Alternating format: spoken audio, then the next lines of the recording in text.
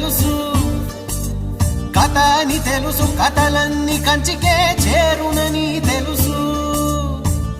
తెలుసు తెర తొలుగుతుందని, తెలుసు తెల్లారుతుందని, తెలుసు ఈ కట్టె పుట్టుకుమంటదని, తెలుసు ఈ మట్టి మట్టిలో కలిసిపోతదని.